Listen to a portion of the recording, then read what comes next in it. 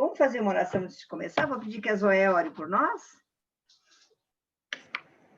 Querido Deus, nosso Pai, te louvamos, te bendizemos, porque o Senhor é Deus e Deus maravilhoso. Te agradecemos, Pai, por esse dia, pelas oportunidades que já tivemos e pelas bênçãos já recebidas do Senhor. Amém. Obrigado, Pai, por essa oportunidade de poder nos reunir, estudar a Tua palavra, rever os irmãos e estar, ó Pai, na Tua presença, aprendendo mais e mais de Ti. Pedimos a Tua bênção sobre todos nós que estamos aqui, sobre a pastora que vai dirigir a lição, e sobre este dia tão desafiador, ó Pai. Que a Tua paz desça sobre nós, em nome de Jesus. Amém. Amém. Amém. Tá bom, então a palavra é sua, pastora. Então tá. Primeiro, mais uma vez, obrigado aí, né, por deixar compartilhar com vocês aquilo que a gente aprende através até da própria lição, né? Graças a Deus, é um desafio fazer uma lição. Quando a Rosa falou, faça duas, eu falei, o quê? Então, eu tive que perguntar para ela, como é que é mesmo que você está pedindo? Mas a gente espera, né, nessa manhã, que a gente consiga refletir a respeito do culto, que, por sinal, nesta manhã foi muito abençoador o culto presencial, né? Então, aos poucos, né, as pessoas vão retomando, né? E aí, então, hoje pela manhã, já tivemos um momento, né, de culto presencial e foi abençoador, né? Desafiador também, a gente tem que ficar explicando, né? Então, desde semana passada que a gente já estava assim, né? Um que fica explicando como que funciona agora os bancos e o outro que fica fazendo. Então, e a gente vai correndo assim para poder dar conta, né, de todas as coisas. Então, a nossa lição de hoje, a lição 16, ela vai dizer de uma igreja que cultua. E aí nós temos muitas coisas já escritas, e até eu fui atrás de algumas coisas que o professor Luiz Carlos Ramos escreveu, a própria lição traz, né, também algumas coisas que já são escritas, do plano para a vida e missão, né, como que hoje cultuamos, né, enquanto igreja, mas o texto e a nossa lição, ela vai começar lá com o fundamento bíblico que nós temos para estar cultuando, que é a própria, o cotidiano do povo de Israel, né? E aí, então, ele apresenta o Salmo 100, que é um convite para a gente poder estar aí adorando, um convite à adoração, um convite para celebrar, né, o Senhor da vida. E, embora o povo de Israel não cultuasse com muita frequência nas congregações, né, não tinha, né, o hábito da congregação ou de ir até o templo por conta da dificuldade que eles tinham, né, da distância. A gente vê lá no texto de Samuel, né, Eucana, né, indo até Jerusalém, Ana ficando, e aí então eles, para você ir até o templo, então você tinha que ter uma demanda, né, e toda ali já um preparo, né, e aí então eles, por conta da dificuldade com a distância, eles então não faziam, não tinham tanta essa frequência aí nas congregações, mas eles celebravam mesmo assim com as festas, né? Então as festas eles não deixavam de fazer as celebrações, mesmo estando em suas casas. Então a gente percebe que através da festa era uma celebração também de adoração. Então mesmo o povo estando cada um na sua casa, aí era o momento de estar celebrando.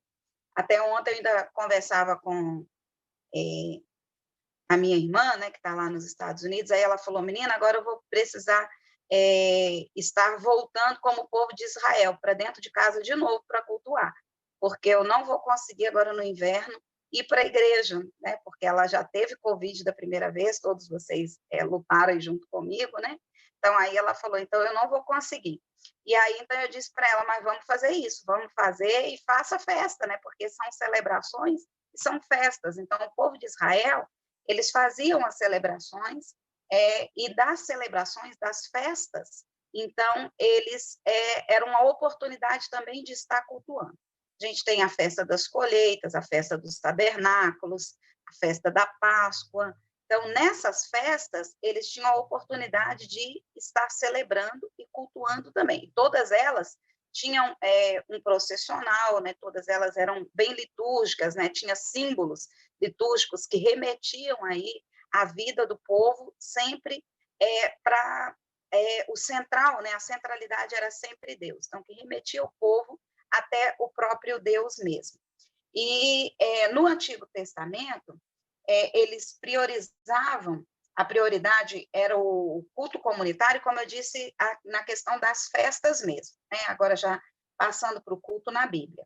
E aí, então, através das peregrinações também, eles conseguiam aí estar fazendo os seus cultos, né? Estar realizando aí os seus cultos. O Novo Testamento, essa questão do cultuar, de formar igreja, eu acredito que talvez seja até depois uma reflexão para a gente poder trazer num outro momento de história mesmo, né? Como formou a igreja, talvez o Luiz tenha refletido já sobre isso no dia que falou sobre a reforma.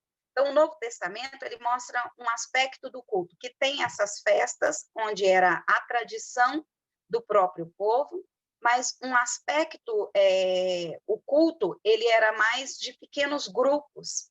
E quando se tratava da religião, no Antigo Testamento, aparecia o sacerdote como sendo a pessoa central, né, ali para desenvolver assim o culto, né, para poder estar nesta celebração. No Novo Testamento, a gente vê a disputa de vários grupos religiosos, e talvez com isso a dificuldade de você dizer assim, olha, tem-se, né, uma igreja, né, ali formada e tudo, por conta até dos próprios grupos, mas que interagiam todos dentro do templo, né, que estavam dentro do templo. Então, a convivência, o modo de cultuar, ele veio a partir do templo também. Depois, com a igreja primitiva, formou, então, os pequenos grupos, né? Ela foi se desenvolvendo em pequenos grupos, até por conta da própria perseguição, maneira como estavam espalhados, né, pela Europa, então eles precisavam desses pequenos grupos, até chegar nesses pequenos grupos, aí formando, então, as comunidades. E a partir, então, das comunidades, veio, então, junto com as comunidades, veio também a necessidade aí da liturgia. E com a liturgia, nós aprendemos, com o culto, né, nós aprendemos que ele é esse encontro de celebração entre Deus e o seu próprio povo. A liturgia, ela já é o que acontece nesse culto, como que é o nosso serviço, como que nós prestamos aí o nosso serviço, então, a Deus. Então, os cultos no Novo Testamento, a partir desses pequenos grupos, eles tomam a forma da liturgia um pouco mais enxugada do que no Antigo Testamento. Se a gente for ver uma festa dos tabernáculos, né, a liturgia para uma festa dos tabernáculos, então a liturgia para uma festa da Páscoa, ela tinha vários momentos.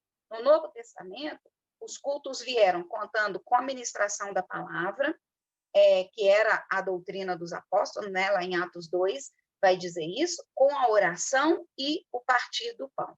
Então, eles tinham a celebração da ceia, um momento de oração e um momento em que compartilhavam a vivência, então, da palavra.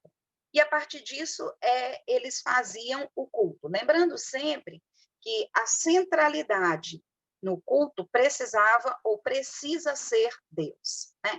Então, tanto o Antigo Testamento quanto o Novo Testamento, a centralidade no culto precisa remeter para Deus. E até hoje, os nossos cultos também, né? A centralidade precisam estar remetidos para Deus. E aí, nós encontramos hoje, né, para a gente poder falar de como que é, né, o nosso momento, né, como que a gente trabalha essa questão do culto, aí nós temos, no nosso plano de vida e missões, nós temos escrito assim, que o culto, ele deve ser, primeiro, amplamente participativo. E o professor Luiz Carlos Ramos, ele trabalha essa participação no culto a partir da vida leiga, né, a partir dos próprios leigos, né, que podem estar ajudando nessa participação.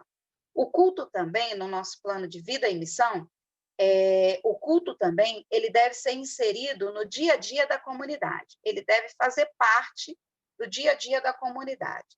E ele é uma oportunidade para que todos os homens e mulheres estejam também aceitando Jesus. Então, culto e evangelização precisam estar sempre alinhados, né? Precisam andar sempre de mãos juntos. Todo o nosso culto precisa ter a centralidade de Deus, né, de Cristo presente, e esse Cristo que resgata, este Cristo que dá a oportunidade da pessoa nascer de novo.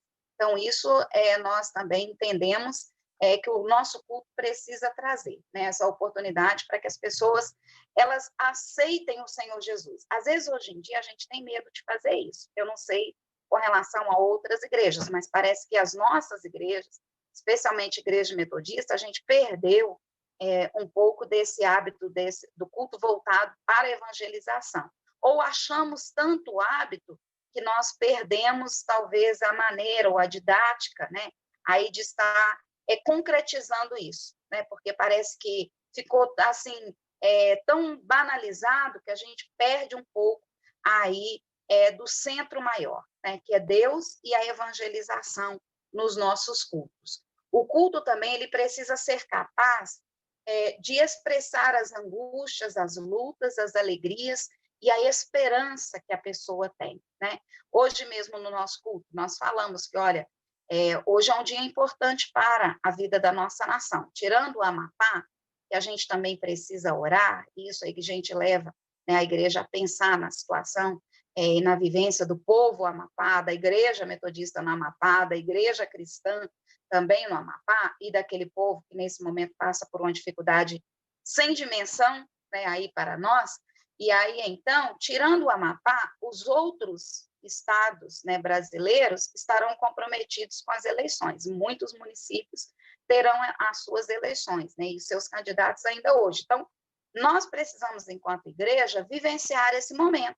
Então, o que a gente faz? A gente leva o povo a orar, o povo a buscar, nesse momento de culto também, né? E então, o culto, ele precisa ser capaz de expressar as angústias, as lutas, as alegrias, né, que nós temos no nosso dia a dia, e a esperança que a gente precisa tratar, né? E o culto, plano de vida e missão, e nós já aprendemos isso na nossa vida e para a nossa caminhada, precisamos sempre estar refletindo isso, né, com os nossos e deixando isso para os nossos. O culto ele continua através das orações, das meditações pessoais, da nossa comunhão, da família, dos grupos, né, que nós participamos, e ele vai se completando através do nosso oferecimento, né, a cada dia para Deus. Então, nós cultuamos assim. E ainda, a lição, ela coloca 4 perigos que hoje nós corremos no culto. Então, aí, é palavra que ilumina a vida. Eu queria ver com vocês esses 4 perigos que nós hoje, né, estamos aí no nosso culto, né, e que se a gente não tomar cuidado, nós temos aí os perigos dos desvios que nós podemos fazer no culto. Primeiro, a centralidade, a palavra ou adoração nas necessidades humanas e não na grandeza de Deus. Então, a gente corre muito esse perigo, né, da gente... às vezes parece que a gente está em 2 extremos, né? E, às vezes, essa centralidade humana, ela pode não só vir através da palavra, né, pastoral, mas também das músicas que hoje, muitas vezes, são inseridas no culto, né, no nosso momento de culto. Né? Nós precisamos tomar cuidado, né, com esses riscos que nós corremos, desses desvios, por quê? Com esses perigos nesses desvios, porque hoje em dia é muito fácil, e hoje em dia a gente tem mais músicas, né, centradas para nós, né, a nossa vontade, o nosso eu, o nosso momento, a nossa angústia. Então, eu até coloquei um dia desse que são as sofrências gospels, né?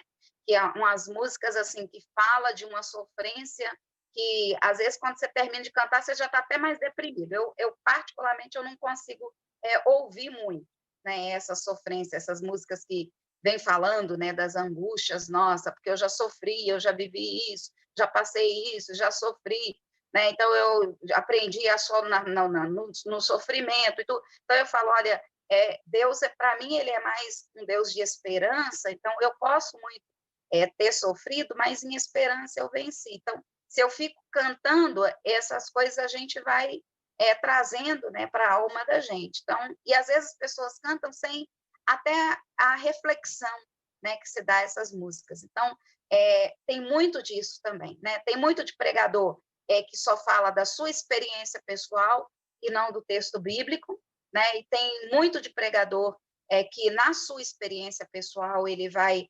acrescentando, então ele vai tirando, né, do texto bíblico. Hoje lá na mensagem pastoral eu falei, olha, eu vou ler esse daqui, mas depois de forma sistemática você começa a ler, né, desde capítulo 19, desde o capítulo 16 de 2 Samuel até capítulo 2 de 1 Reis, porque você entende melhor quando você vai lendo de forma sistemática, né? E às vezes as pessoas, hoje está muito fácil da gente pregar, né, ou achar sortido na Bíblia, e a gente prega dessas coisas que a gente vai achando sortida, sem muita reflexão ou sem muito nexo, né?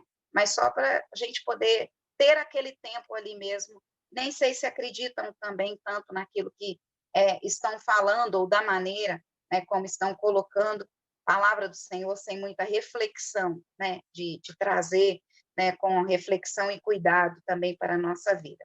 O culto ele é o serviço a Deus, mas a gente pode torná-lo em serviço à humanidade. E isso eu falo quando a gente coloca ou traz para a vivência ali do culto só as ações humanas, né? Só o que a gente faz, sem esquecer que quem está ali e o que a gente está fazendo ali é prestar culto mesmo, é estar diante de Deus. A centralidade nossa, ela precisa, então, ser Deus.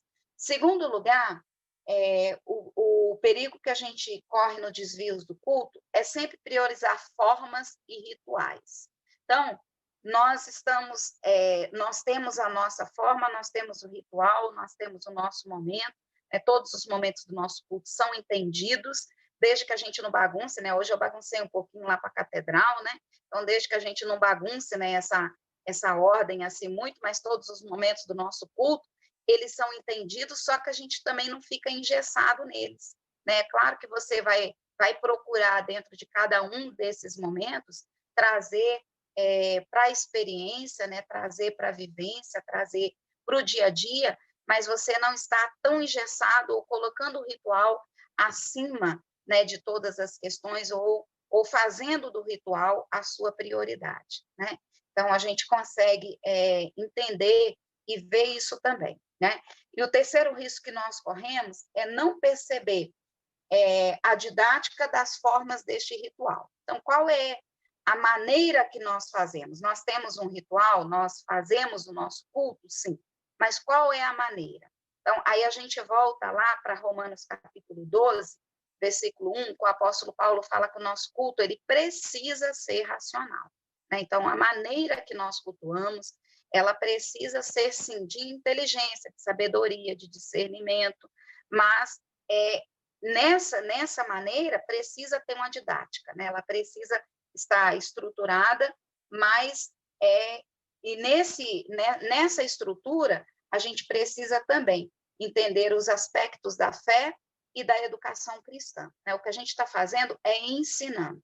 Nós estamos ensinando, né, para a vida das pessoas. Então o nosso culto ele precisa ter, né, esse aspecto de educação cristã também, as nossas vidas e para as nossas vidas. E o quarto risco que nós corremos é desvalorizar completamente a tradição e o aspecto aí da identidade que nós formamos com o nosso culto. E aqui, então, a gente faz um puxão de orelha a todos nós metodistas. Às vezes é difícil você estar numa igreja metodista. Antigamente, todos nós metodistas, por exemplo, vamos falar da escola dominical. Você perdia a lição hoje 16 aqui na catedral, mas se você estivesse de viagem lá no Rio Grande do Sul, o irmão também estava fazendo com a revista na lição 16. Então, você não precisava muito se preocupar com a questão de você não tive a oportunidade de fazer na minha igreja local.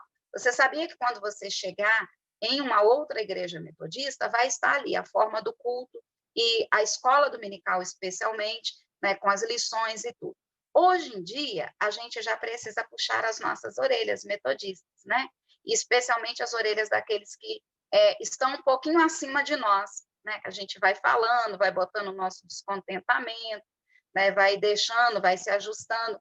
Mas hoje em dia, a gente percebe que, olha, muitos dos nossos cultos e muitas das nossas igrejas, ela não tem mais essa questão da identidade, né? Vai se perdendo no meio, né, aí do nosso culto ou nas nossas igrejas, esta questão da identidade. Para você conseguir fazer um culto com louvor, adoração, em que você consegue ter todos os momentos deste culto, às vezes as pessoas de outras igrejas metodistas, elas estranham muito, né, essa nossa maneira de vivenciar a fé. E com isso, muitas das nossas igrejas também têm perdido essa identificação, né, de que você podia tanto cultuar aqui como qualquer outra igreja, que você chegava, você tinha um inário evangélico, você tinha um ritual, você fazia o credo, né, você fazia a oração do Pai Nosso no final do culto, então você tinha essa identificação, né? Olha, aqui é metodista, nós somos metodistas por conta disso. Hoje em dia você já não consegue mais, né? Cada um vai desenvolvendo a sua maneira na tentativa de sobrevivência ou de concorrência mesmo, infelizmente, né? E, então a gente corre muitos perigos com essa questão aí desse culto tão diversificado, né, que a gente tem, e dessa perda de identidade em todas as esferas, em todos os setores, não só na escola dominical, como falamos, mas também no setor da própria música, né? Nós perdemos muito identidade, nós perdemos no setor social a identidade, né? Então, tudo isso tem a ver com celebração também de culto, né? E de vida também, tá? Então, aí, para a gente poder conversar, o texto bíblico vai nos orientar, e a própria lição também nos orienta, que o nosso culto, a centralidade é Deus. E quando falamos de culto, e falamos no Antigo Testamento das dificuldades que eles tinham para poder se reunir, mas não se perdia por conta das festas, o Novo Testamento veio seguindo a tradição com o templo e as dificuldades por conta dos grupos religiosos que existiam dentro do templo e a própria perseguição que aí, né, desencadeou através também desses grupos, e aí precisaram, então, a igreja se formando, né, e se organizando através dos pequenos grupos, e como hoje nós fazemos nesses perigos e nesses desvios, aí nós voltamos. Se a centralidade é Deus, nós o fazemos através da ação do Espírito Santo. E a ação do Espírito Santo, aí está lá na lição, na palavra que ilumina a vida, na lição 14. Qual que é a ação do Espírito Santo na nossa vida? Se a gente retomar no palavra que ilumina a vida, na lição 14, nós vamos ver. Desmarquei aqui, mas já acho. Qual que é a ação do Espírito Santo na vida da igreja? Então, isso nós já sabemos e já conhecemos. O Espírito Santo, ele é aquele que capacita a igreja. Então, quando nós falamos que o culto ele precisa ser de evangelização, aí, então, a gente precisa ter essa missão, né, dentro do culto também. Então, o Espírito Santo, ele é quem vai fazer, né, essa ação de capacitação, de convencimento, né, as pessoas que estão ali. Então, o Espírito Santo é ele que vai estar convencendo aqueles que não são, né, cristãos, que não conseguem entender a palavra, é ele que vai estar convencendo ali do seu pecado, é ele que vai estar convencendo a fim de que reconheçam o senhorio de Cristo, é ele que vai estar ali convencendo do próprio arrependimento que cada um precisa ter. E isso ele faz na vida de cristãos e não cristãos que participam do culto. Então, o Espírito Santo, ele faz essa tarefa de capacitar e de convencer. E também a tarefa que vai nos dar aí o nosso dia a dia. Nós falamos que o culto, ele continua. Então, continua nas nossas vidas como? Através da nossa oração, da nossa comunhão, da meditação, de nós nos organizarmos, né, aí, enquanto igreja, estarmos vivenciando, através do quê? Da ação santificadora do Espírito Santo na nossa vida. Então, o Espírito Santo é que santifica as nossas vidas. Então, é aquilo que o apóstolo Paulo fala, não que a gente tenha alcançado, e não é num culto que a gente alcança, não é num encontro, você pode ir até um encontro da igreja, você volta motivado, você volta convencido, você volta capacitado, porque são ações do Espírito Santo, mas para poder permanecer, então você precisa de santificação. E santificação se dá como? No dia a dia. Então, o nosso culto é também o nosso dia a dia, prestado a Deus, né? O nosso oferecimento aí prestado a Deus, a ação santificadora de Deus nas nossas vidas, no dia a dia. Então, são essas coisas que eu queria compartilhar, não sei se estou indo bem aí no caminho, se é isso mesmo, né, que a gente compartilha, mas são essas coisas que a gente podia, então, estar conversando e acrescentando, né, aí para o nosso dia a dia. Então, foram esses os destaques que eu quis trazer. E agora, então, está com você, Rosa, como você conduz aí esse momento.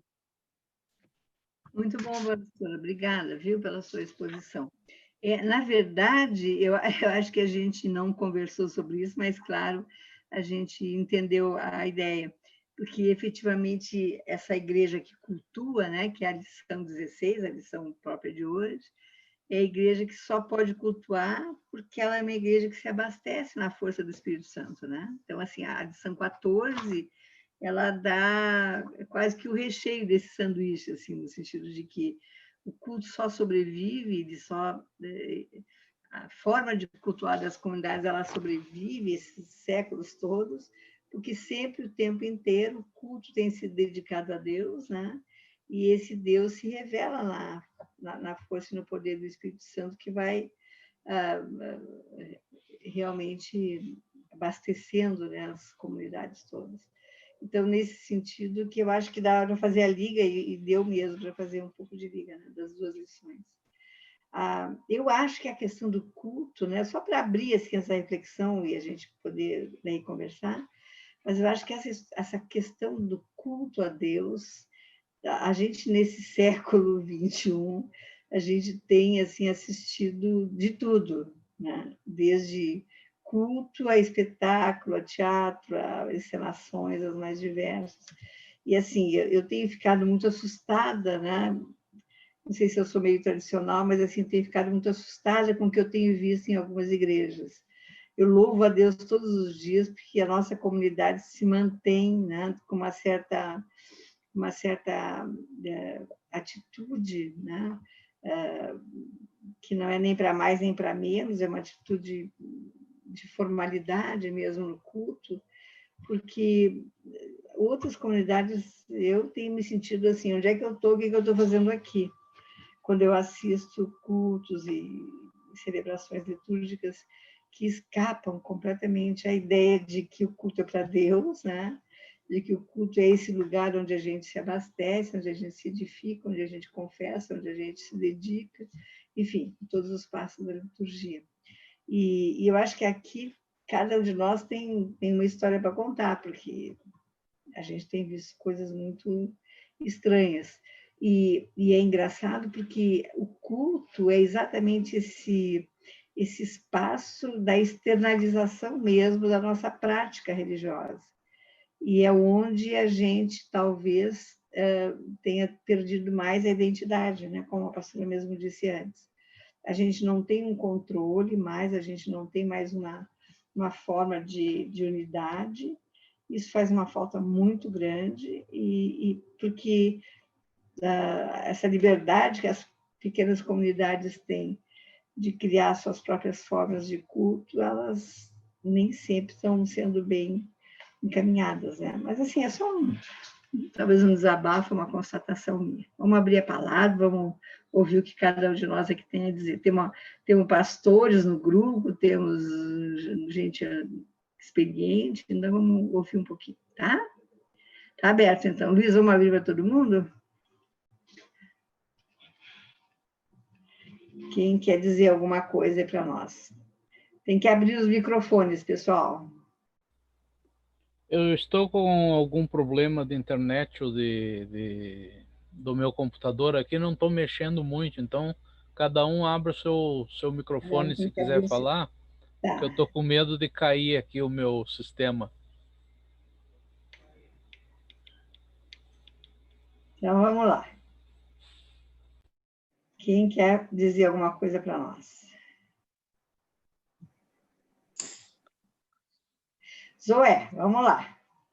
Nossa, a pastora veio de encontro àquilo que realmente eu precisava aperfeiçoar na minha cabeça e tirar algumas dúvidas. Ontem, ainda conversando com a Eliana, e ela falando quando que ela sentiu realmente o chamado de Deus. E foi aqui na catedral. E ela disse até através do que, como isso aconteceu. E ela falou assim, mãe, aqui nos Estados Unidos eu queria achar uma igreja metodista igual à catedral. Eu falei, filha, mas tem muita diferença de quando você saiu e de como está a igreja hoje. Ela falou, mãe, mas eu garanto que não está tão diferente quanto as igrejas daqui. Eu me coloco na presença de Deus, eu busco Deus, enfim, mas ainda não achei, e acho que não vou achar uma igreja igual a nossa aí. Mas a semente foi plantada e ela está aqui comigo, e é essa semente que me sustenta, me fazendo caminhar. E eu fiquei muito feliz de ouvir a palavra da pastora hoje, o sermão no culto foi maravilhoso, Deus continue abençoando, e essa lição também veio me enriquecer bastante. Obrigada, pastora. Que bom, Zoé, que bom mesmo. E a Eliana, certamente, aos pouquinhos, vai achar o seu jeito lá de fazer isso, né? Vamos lá, quem mais? Lu, Ivarda, Edivaldo, Suzana, Rinalva, Ivonete, Luiz. É muito boa essa lição que traz para nós, assim, que o culto tem que ser racional. E ele é dali uma partida para a santificação, que é serviço. Então, não se encerra no culto, na festa. Esse momento é o momento de, vamos dizer, de início, de tomada de decisão para a vida.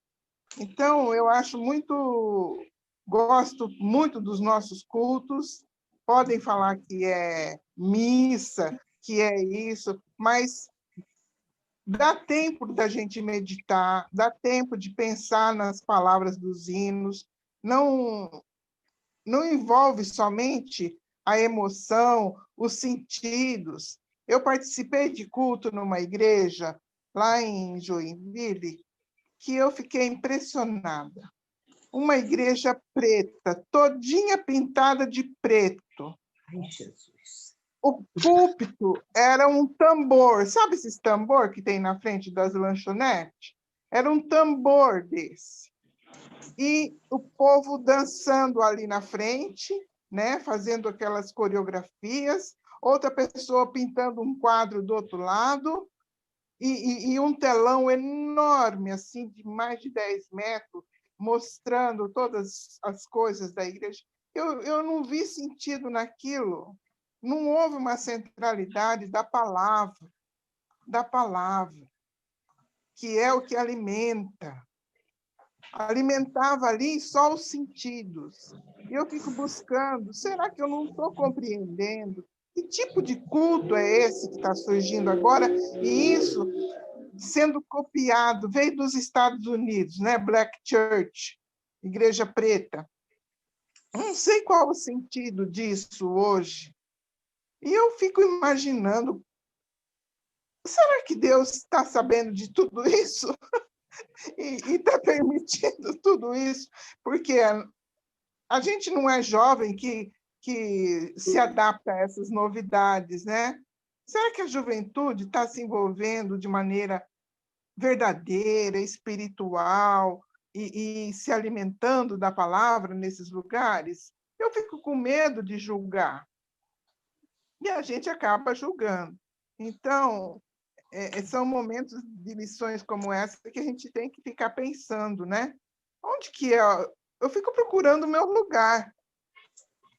Eu já ouvi isso de pessoas aqui da igreja também dizendo: eu estou procurando o meu lugar. Onde que é o meu lugar que eu me sinta como parte dessa igreja?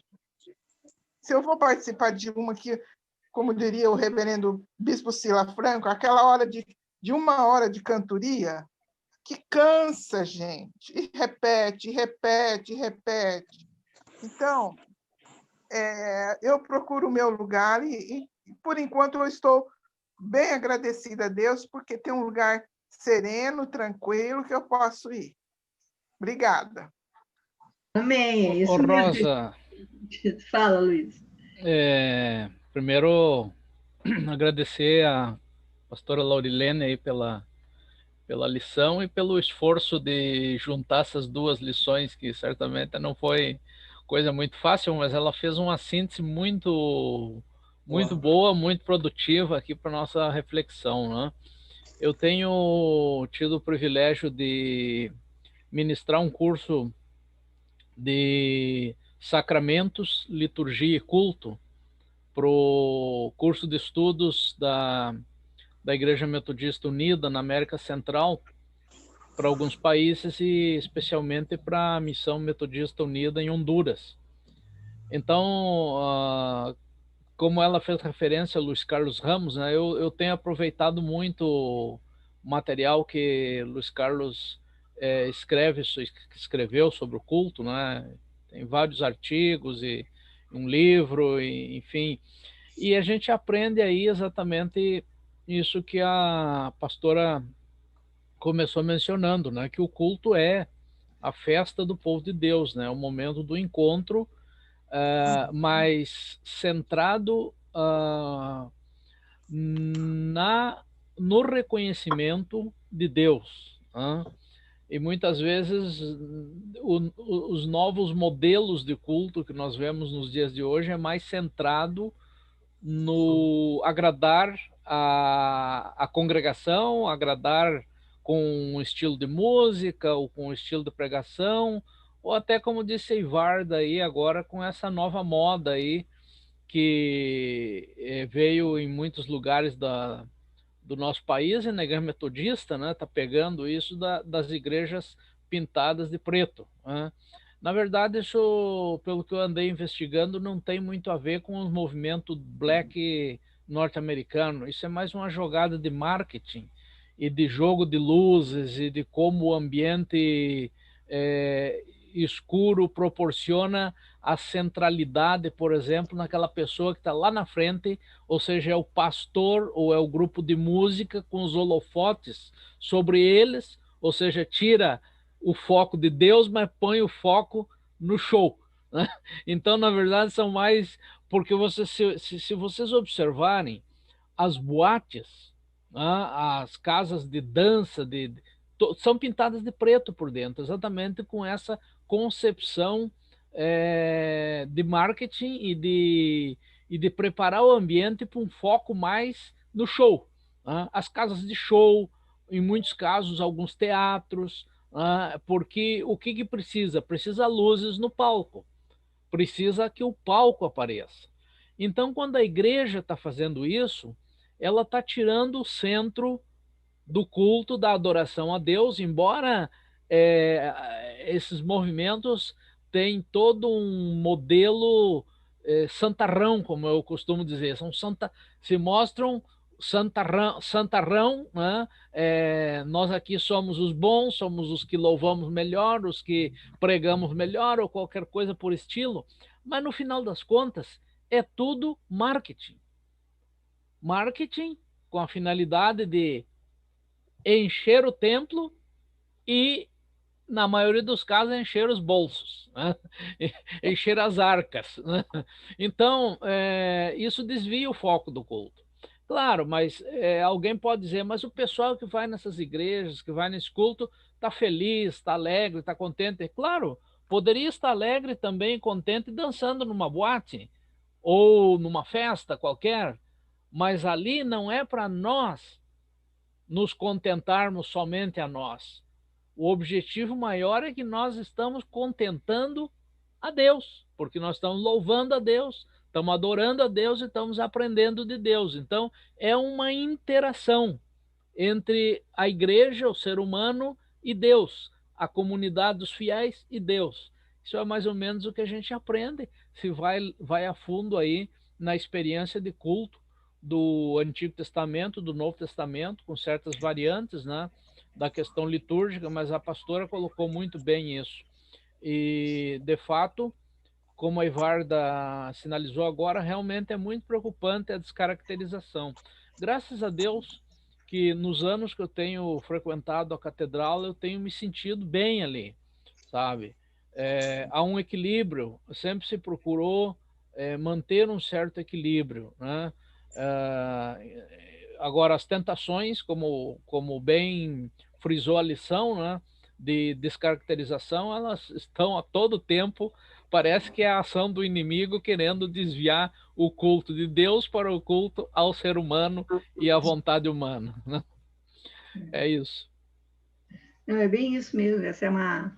Porque, assim, há um apelo, né? Ah, porque o jovem gosta disso, porque os jovens gostam daquilo, porque as crianças não sei o quê. E essa flexibilidade, ela precisa ser pensada em termos, porque nem tudo dá para flexibilizar, né? Então, isso é uma coisa que eu acho que a gente tem conseguido manter na catedral mesmo, esse eixo estruturado, assim, de cultivo mesmo dessa experiência cultica de um jeito que respeita, vamos dizer assim, a todos, né? Vamos ver. Sei lá. Vamos lá. Quem mais? Luciana, Suzana? Eu vou falar um pouquinho, então. Então tá, vai. Vou ficar no escuro. Eu estou no escuro aqui, por isso que eu não estou aparecendo, estou com minha cabeça doendo, e eu preciso ficar no escuro, então nem estou ligando a câmera. É uma igreja black, eu acho que é isso. Estou precisando ser igreja black. Mas, assim, o que eu quero dizer é que igrejas como a catedral estão cada vez mais raras. E essa transformação assim do culto está também trazendo um grupo de desigrejados, pessoas que creem em Deus, que querem viver uma vida conforme a vontade de Deus, mas que não se acham nas igrejas, né? De fato, eu também, em alguns cultos, eu ficava perguntando o que eu estou fazendo aqui. Eu falava assim, Senhor, eu acho que eu estou pecando mais aqui dentro do que lá fora, porque eu começava a reclamar daquelas músicas que canta a mesma música, repete a mesma música, do barulho que é muito alto. Então, assim, a gente não vai se achando no lugar, né? E graças a Deus aqui aqui em Piracicaba eu achei a catedral, mas estava difícil para mim, viu? Acho que é isso. É porque parece que tem uma certa relação, né, entre tranquilidade, paz interior, com culto, né? E quando há elementos no culto que nos tiram dessa pegada da paz interior, parece que a gente fica desalojado, né, Ivonete? Eu sinto assim, pelo menos. Eu não consigo me achar em outras igrejas, está bem complicado sempre. Bom, vamos lá. Quem mais? Suzana? Edivaldo, vai. Não, vai, Edivaldo. Abre o microfone. Então, tá bem. Eu gostaria assim, de cumprimentar a pastora Laurilene pela exposição que ela faz. E eu acho que na exposição que ela desenvolve, há muitos caminhos assim para a gente refletir. Muitos caminhos. Por exemplo, quando ela trabalha o conceito das sofrências gospel, né? Por exemplo, isso dentro da liturgia católica, a gente vê hoje a centralidade não mais na Eucaristia, mas no sacerdote que faz o show, na missa. Então, nós temos fenômenos muito semelhantes na tradição metodista, na tradição católica e talvez em outras tantas tradições, né, cristãs, principalmente para a gente ficar nelas. Então, mas eu estava pensando assim o seguinte, eu acho que à medida que a Laurilene ia fazendo a exposição, eu estava tentando refletir a seguinte questão. A ideia de Deus, ela chega até o século XIX, dentro de um debate filosófico. Vamos pegar assim isso. Dentro do debate filosófico, a ideia de Deus, ela vem até o XIX. A partir do XIX em diante, a ideia de Deus começa a desaparecer na cultura, pelo menos ocidental. Isso é um debate filosófico, um debate teológico também. Nesse sentido, a gente vai ter um problema nas nossas igrejas cristãs e nos nossos cultos. Por quê? Porque se há o desaparecimento da ideia de Deus e a morte de Deus, Nietzsche já fez a pregação da morte de Deus. Não que ele quisesse que isso acontecesse, mas ele reconhece que o mundo ocidental, na maneira como se desenvolveu até agora, em nome da ciência e da tecnologia, matou Deus. Esse é um pouco o drama que nós vivemos no mundo ocidental. No mundo oriental, a ideia de Deus ela se preserva, numa outra perspectiva, no mundo islâmico, no mundo asiático. Então, a gente precisaria reconhecer isso no conjunto das várias culturas. Então, se isso procede no diagnóstico que os filósofos fazem, que a ideia de Deus ela morreu, né, é inevitável que os cultos vão ficar esvaziados. Então, eles vão ficar cheios do humano. E aí, então, nós vivemos hoje no século XX, principalmente no final do XX, início do XXI, numa explosão das singularidades, né? A singularidade do negro, a singularidade do homossexual, a singularidade da transexualidade. Então, nós vamos encontrar, por exemplo, igrejas de transexuais. Nós vamos encontrar igrejas e cultos que advêm dessas singularidades próprias. Porque no nosso tempo nós perdemos uma ideia de universalidade, ou de universal. Mas, por outro lado, vivemos a explosão do singular. É isso que a gente tem experimentado. A singularidade do LGBT, a singularidade do índio, a singularidade do negro, a singularidade da criança, a singularidade do idoso, etc, etc, etc, etc.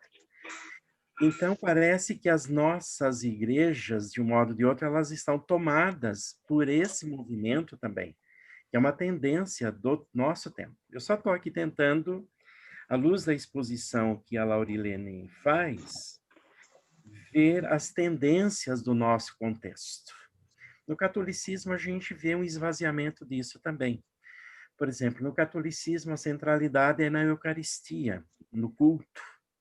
Mas a gente vê como que isso perdeu muito sentido também, né? No sentido de que há um certo formalismo, eu posso ir na missa na África do Sul, na Alemanha, ou aqui no Brasil, nesse dia, vou ver a mesma liturgia, o mesmo texto, mas a gente vê os esvaziamentos também no nosso culto. Né? Por quê? Porque, de um modo ou de outro, o catolicismo vem imbuído também desses mesmos problemas sociais, coisas que não conseguimos e não temos conseguido dar conta. Né? Então, parece-me que a gente vive hoje numa encruzilhada da cultura, pelo menos ocidental, que é difícil para a cristandade. E muito difícil para as várias cristandades. No caso, a metodista, a católica, né? Enfim, eu acho que um pouco esse gancho que eu gostaria de encostar na abertura que a Laurilene vai fazendo na sua exposição.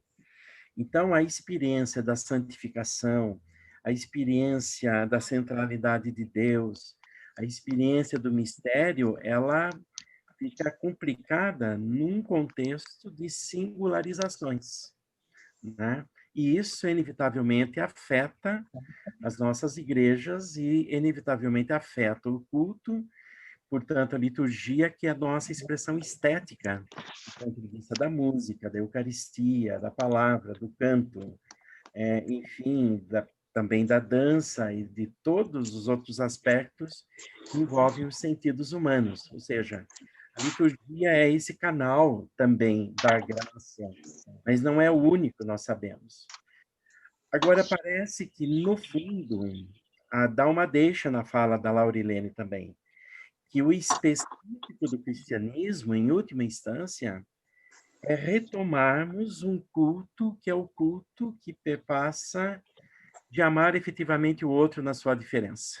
Desse amor, que parece que aí está a centralidade decisiva do cristianismo. Em última instância, o verdadeiro culto é quando nós amamos a viúva, o estrangeiro, a criança, o leproso, e que hoje nós podemos traduzir das mais variadas formas, né? Ela traz aqui na ideia dela, quando ela fala do templo da existência, né? Ou seja, a santificação dá-se no dia a dia, no culto que se dá também na existência. Parece-me que aí é uma chave que hoje nós temos que repensar e descobrir também. Ou seja, como fazemos um culto efetivamente onde o outro seja a expressão do mistério, e aí esteja a centralidade de Deus, ou seja, reencontrar a centralidade de Deus na experiência do outro. Essa é a nota, por exemplo, de um texto que eu estou lendo do Papa Francisco, que é a Fratelli Tutti. Ele não escreve para a Igreja Católica, não escreve para os bispos, nem para os padres, nem para os crentes católicos, mas ele escreve para a humanidade. E respeitando as diferenças culturais e todas as singularidades em curso. E apontando, então, para uma amizade social e uma fraternidade universal. Mas no sentido de reconhecermos essa centralidade do mistério, que acho que é a grande crise que o nosso tempo vem amargando e efetivamente vem atravessando, né? Quer dizer, enfim, no catolicismo nós estamos esgarçados. A maneira daquilo que a Laurilene também reconhece na tradição metodista. Perdemos muito das nossas tradições, das nossas riquezas, porque outras coisas estranhas entraram aí para dentro também. Então, a gente pega, por exemplo, um Marcelo Rossi, um padre Fábio de Mello, e outros tantos padres mediáticos, no fundo, eles estão fazendo a mesma dinâmica disso que Laurilene chama das sofrências gospel, e por aí afora.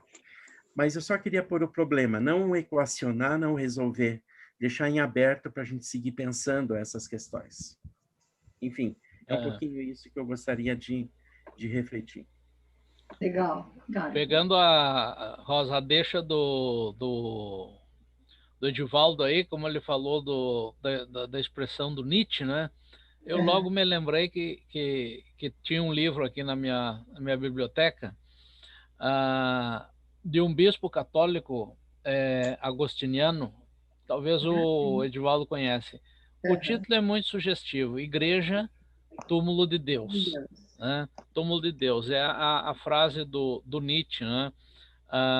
Que são as igrejas agora, se não túmulos e sepulcros de Deus? Esse livro é de 67, mas é muito, muito atual e, digamos, para a nossa reflexão atual, porque me parece que as coisas se exacerbaram ainda mais, né? Nessa igreja mais centrada no humano do que no próprio Deus, né? Muito das igrejas centradas no show e não no culto verdadeiro, né? Então, eu me lembrei, acho que eu vou dar uma relida nesse livro aqui. Muito bom. Também tenho o livro. Oi? Eu também tenho o livro que ele mostrou, muito bom. Só para te dizer, do meu tempo de seminário, que é 60 e poucos menos, 70, né? Na verdade, eu também tenho aqui. Na verdade, ele é um retrato das questões europeias desse período, né? E que vão chegando agora aqui no continente americano. E chega deformada ainda aqui, para pior, né? E porque hoje a gente está vendo as igrejas sendo vendidas, sendo compradas por boates, por casas de show, e assim na Europa, né? Então, é a culminância mesmo dessa análise que ele faz, é muito interessante. Eu só queria voltar a falar do Edivaldo para dizer uma coisa, assim, que, sim, a gente vive um tempo de singularidades com esses grupos que ele mencionou e tal, mas o que eu queria deixar, que eu acho que é o grande desafio, é assim, que nós não precisamos abrir mão dessas especificidades, dessas singularidades, daquilo que esses grupos representam, enquanto anseios humanos, enquanto dores e conflitos, enfim, para que o culto nosso tenha a centralidade de Deus, né? As coisas não são incompatíveis. Então, mesmo nos grupos onde as especificidades estejam bem representadas, igrejas específicas para presença de homossexuais ou de pessoas LGBTQ e tal, mesmo assim, mesmo com essa, vamos dizer, com esse recorte, o culto não necessariamente tem que estar voltado só para essas questões, né? Muito pelo contrário. Então, assim, o que nós precisamos aprender é a manter a centralidade de Deus nos nossos movimentos culticos e incluir essas especificidades, esses grupos, todos que são tão amados por Deus quanto qualquer outro grupo, que precisam de seus espaços culticos. Isso eu acho que é um desafio que as igrejas ainda não conseguiram pegar, ainda não conseguiram dar conta, né? E acho que é um desafio que a gente tem para pegar uma via média, não uma via de ou isso ou aquilo, mas há entre o isso e aquilo outras possibilidades que podem ser vivenciadas, né? Vamos lá, quem mais? Rinalva quer dizer alguma coisa? Oi, Eda. Espera um pouco. Deixa eu voltar. A pastora. Sim. Eu vou sair, espera aí. Diga, Rinalva. Não, eu só falei para parabenizar a pastora pela lição que ela ensinou com tanta didática. É isso mesmo, a pastora é boa nisso. Nós só estamos trazendo ela agora, mas nós queremos que ela fique depois no grupo, né? Tá certo, Rinalva. Ela já ouviu, já riu aqui para ti, tá? Mais alguma coisa, gente? Bom, hoje esse dia especial, a gente sabia, né? Estamos quase a meio-dia, então a gente precisa dar um certo encaminhamento já para as questões. Então, assim, a gente podia talvez ir devolvendo a palavra para a Laurilene, se ela quiser fazer uma amarração, e na sequência já fazer uma oração para terminar. Ela mesma pode fazer, da pastora, para a gente concluir, tá? Tá certo. Eu quero só agradecer a Deus, e diante daquilo que o Edivaldo colocou, eu coloquei aqui, tá, Edivaldo, suas questões existenciais, né, suas perguntas, eu coloquei para os meus desafios, coloquei aqui, desafios para a oração, porque já que a gente não tem resposta, então a gente vai buscar a Deus mesmo. E talvez muito dessas igrejas que a Ivarda colocou, né, o Luiz também acrescentou ali, a Zoé, então, e a gente fica assim mesmo desigrejado, né, quando a gente participa desses cultos, a gente não consegue se identificar muito, eu acredito que talvez foi a tentativa, né, de você querer criar, buscar novo, inventar, ou então aquilo que você colocou, Rosa, de querer agradar, mas o jovem não vem nessa igreja com esse perfil, então vamos mudar. Aí você muda hoje por conta do jovem, amanhã o jovem já mudou, né? E aí você tem que mudar de novo, né? Então você vai mudar hoje por conta da criança, mas a criança está crescendo, ela vai virar adolescente, você vai ter que mudar de novo. Então essas tentativas, né, da gente não se reconhecer, né, mas ir sempre tentando, e aí então faz com que, olha, a gente vá perdendo a identidade, né? E a gente percebe muito isso, infelizmente, até dentro da igreja metodista, né? Que vem um pastor, ele fala, eu tenho isso, aí ele é desse perfil. Alguns dias atrás, uma pessoa muito magoada falou comigo, eu não gosto do pastor fulano, porque ele ficou só 7 meses na nossa igreja e falou que a igreja não tinha o perfil dele. Então, eu fiquei bem magoada com ele, até hoje eu não consigo perdoar. Falei, nossa, mas será que ele não aprendeu com Deus? Porque não é a faculdade que ensina, que não é você, a igreja não tem que ter o seu perfil, é Deus que vai poder te orientar, e você vai colocar aquilo que Deus está falando, e desde que você, né, se disponibilizou à vida da igreja, então é toda a igreja onde você chegar, né? Então você não tem que estar no perfil, né, isso é aquilo. É claro que a gente vai, né, se ajustando, ainda mais hoje que é muito bem definido, né, essas questões de perfil aí dentro da nossa igreja. Mas, infelizmente, isso também faz a igreja sofrer, né? Faz o culto sofrer, né? Faz a gente perder muito da identidade, né? Essa questão do perfil, né, que a gente tanto busca, né? Então, que Deus nos ajude a voltar a essa centralidade, né, para Deus, para o culto, para a vivência que a gente pode estar trazendo no dia a dia, né? E que Deus possa estar nos ajudando, né? Com tantas inovações, que Deus possa estar nos ajudando, né? Vamos orar? Vamos orar. Senhor, eu quero te agradecer, ó Deus, pela vida dos meus irmãos, das minhas irmãs, que nesta manhã participaram conosco desta aula. Quero colocá-los diante do Senhor. Quero pedir que o Senhor esteja nos abençoando, que em nome de Jesus Cristo, teu cuidado venha sobre a nossa vida durante esta semana, teu renovo venha sobre nós, a tua graça. Queremos continuar, ó Deus, o nosso culto, porque foi ofertado ao Senhor.